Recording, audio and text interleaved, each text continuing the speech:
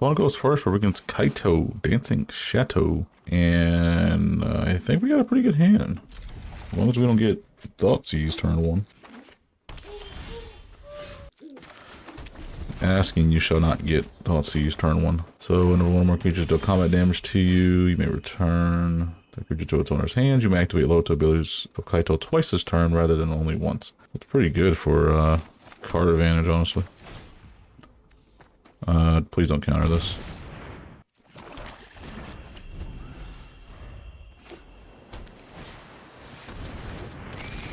Grazilax. Ophiomancer.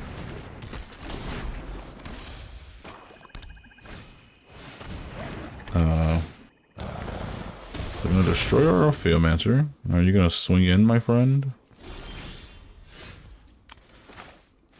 So I kind of have to destroy this Ravenous Chupacabra, right? Combat damage to a player, you may return one of them to its owner's hand. If you do, you may activate abilities. So the creature has to do combat damage. Let's play Ashiok.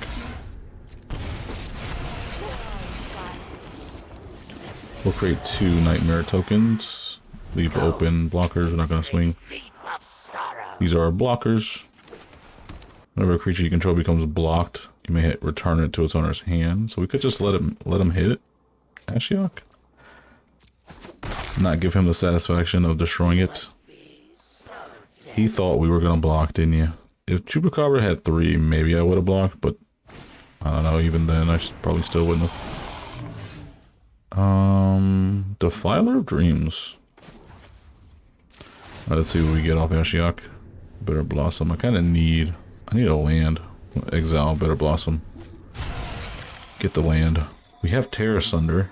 I could Terra Sunder the Grazilax. That's kind of annoying us, isn't it? But Defiler is also... You can also get them some card advantage. That's the play. I think I need to just get rid of Grazilax. It's a tough call, man. No, I think I need to get rid of Defiler, actually. Defiler can swing and do combat damage. Alright, let's play Blood Artist.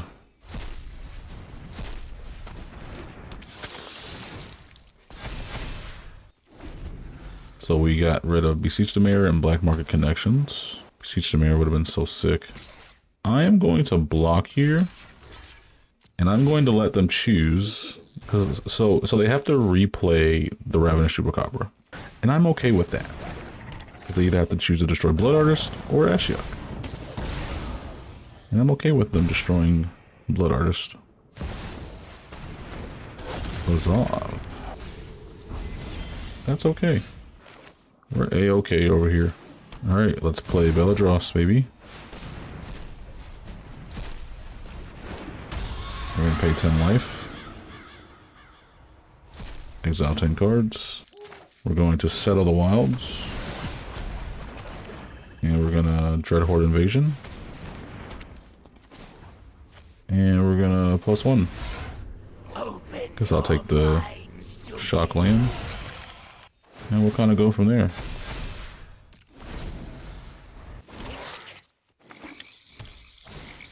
Whenever a creature you control becomes a block, Mind Flayer.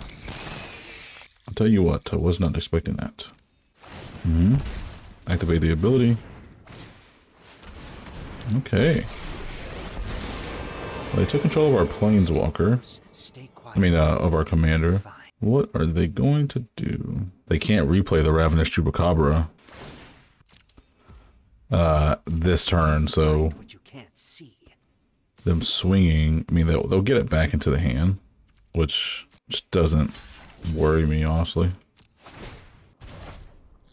That's okay.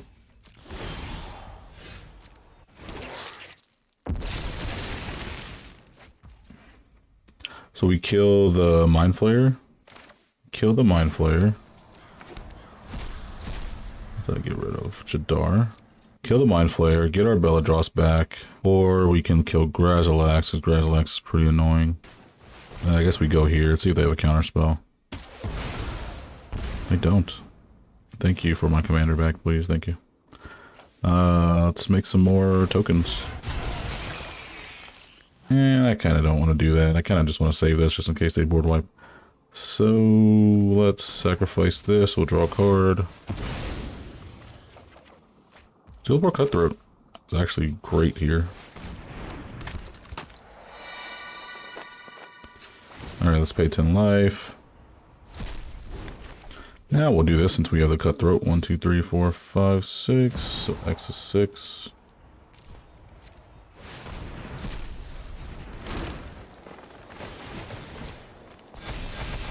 I'm not going to swing because they can just block with the pest that they created from our commander. Let's see what they do. They're going to want to probably blow up the Zulaport Cutthroat.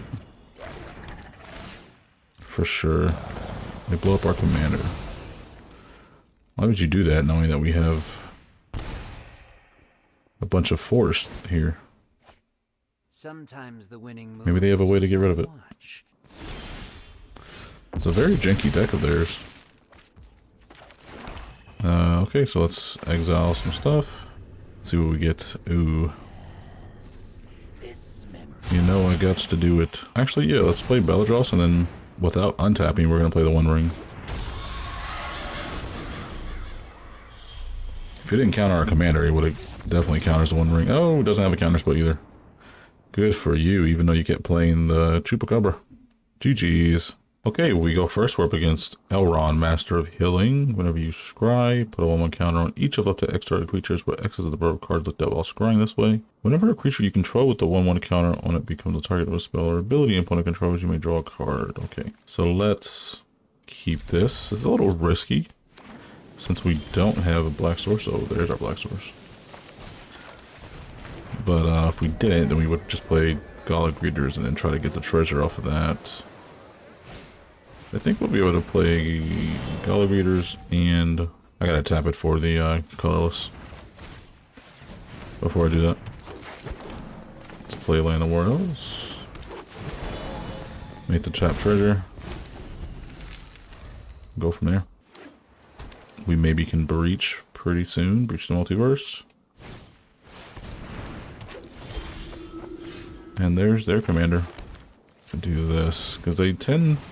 Arena tends to want to not use Delighted Halfling's colorless ability, which I totally understand. But we need to use it. And let's play Bitter Blossom.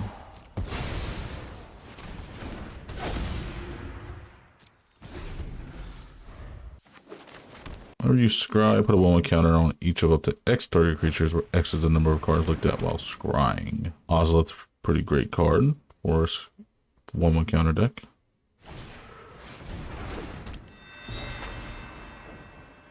Moonfolk Puzzle Maker. It becomes tap, you scry 1. Don't know if that's going to do it for you. Don't let me stop you from living your dreams. Wizard Brawl. Yeah, I guess that's fair. Alright. Guess we breach since they're tapped out. Maybe I should have played Beledros first. Ooh, Ashiok. Ashiok. Manipulator. What is Puzzle Maker? 1/4. We do have a flyer to block. Yeah, let's make some more tokens. Hopefully I don't have River's Rebuke or Cyclonic Rift. Yeah, so if I would have played Beledros, I would have only untapped 5 lands, so I wouldn't have been able to play Breach the Multiverse there that turn.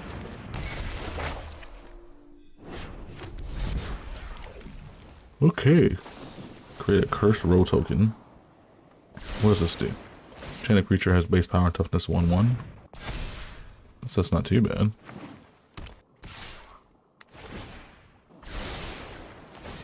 Okay, scry 1 to the top, put a 1/1 counter on it. I mean, I'm not gonna lie, I like the tech. Love it, actually. Let's see what we get off top. Prosperous Innkeeper is pretty good. Guess we'll go with that.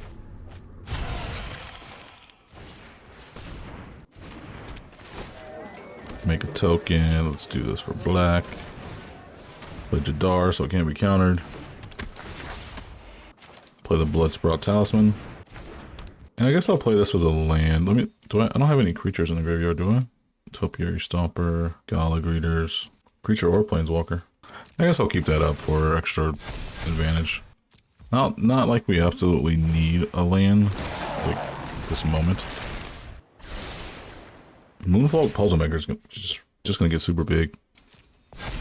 We have plenty of chump blockers, but if they Rivers Rebuke, oh boy, are we gonna feel the wrath? Witness Protection. That kind of sucks. Guess we can get it back with a Takenuma.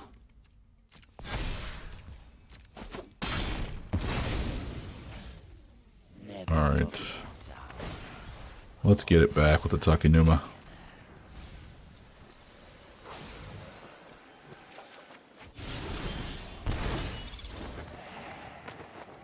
Let's play Beledros. Let me do this first. So Beledros can't be countered. What do you want to do? Counter target spell, so the opponent pays 2. You can't counter it. What are you thinking? I have no idea what they were thinking.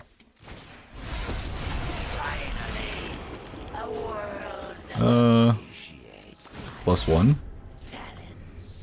I'll take the Filter Ruin over the Arcane Signet. Yes, I will. We're just gonna pass the turn.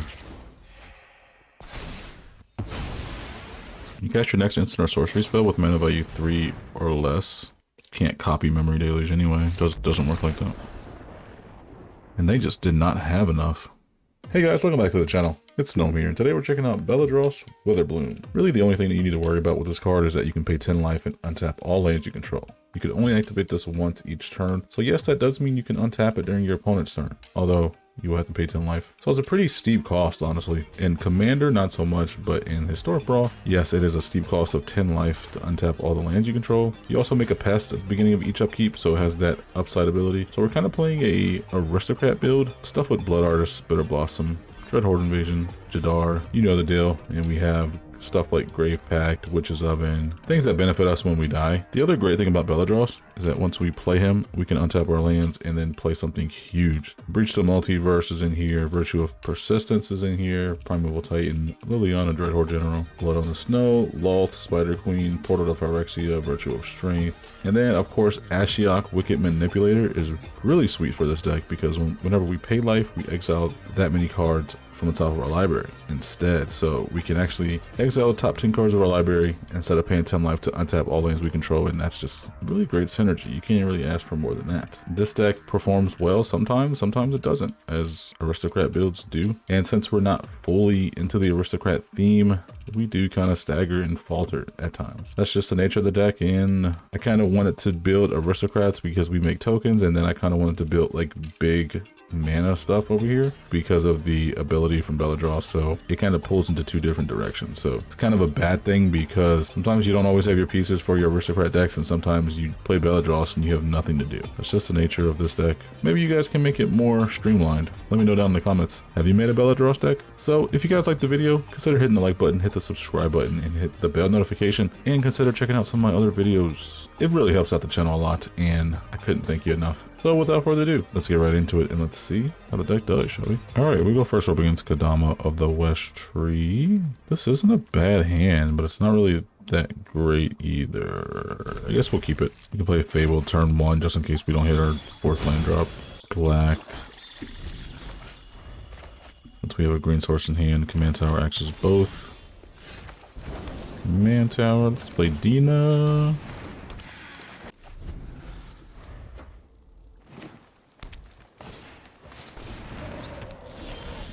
Where's Scrap Gorger? Alright, let's play Realm Breaker.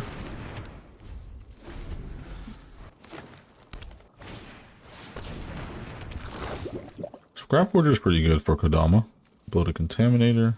Is this a toxic Kodama deck? Just to be on the safe side, I guess I'll play the One Ring. They'll exile our Fabled Passage.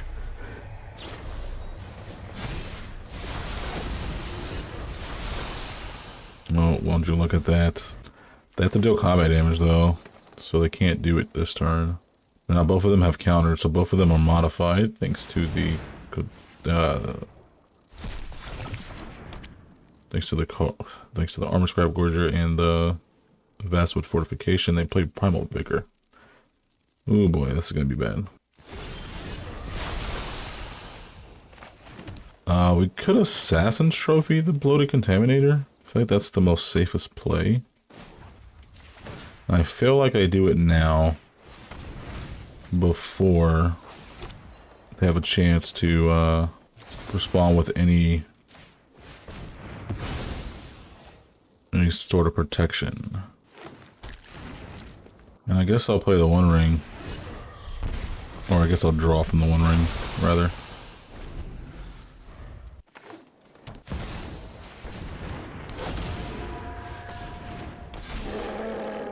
Kodama and Barkhide Troll. Barkhide Troll comes down with counters on it, so it's gonna be pretty sweet. I want Scrap Gorger is a creature, so I guess we'll let them have this land. Because the Scrap Gorger is trample. Yeah, modified creature you control trample as well, so pretty sweet. We can get rid of Kodama here. As long as they don't give it a 1/1 counter. Nice. We can Roundbreaker. Wow. No lands? Are you kidding me? Wow.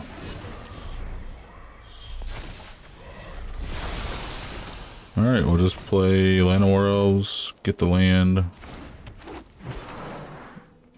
We'll just go from there. I mean, they can just replay Kodama.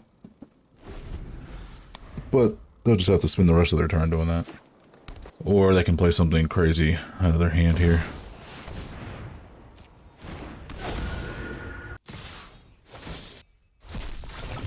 Guess since they have trample, we just take it.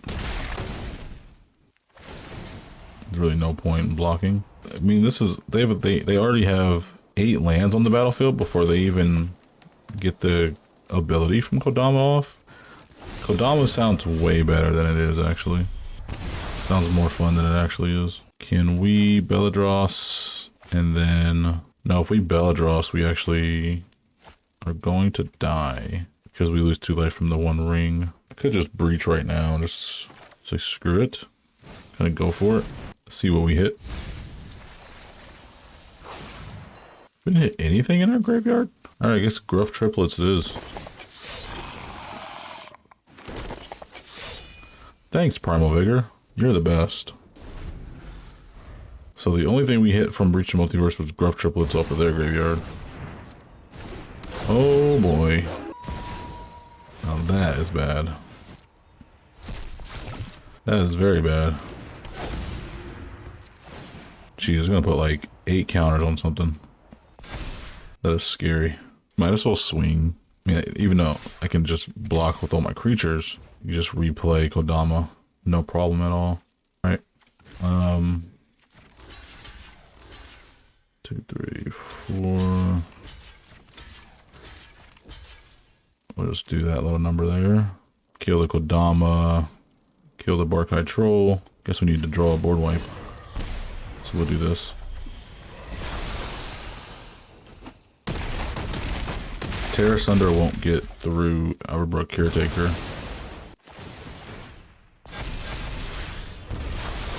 Oh yeah, I forgot about the Gruff Triplets ability. Well, we just win right there. I forgot about that. I totally... Gruff Triplets is a new card. Yeah. All they have to do is flip Etali and they win. I don't know why they had to think that through so hard.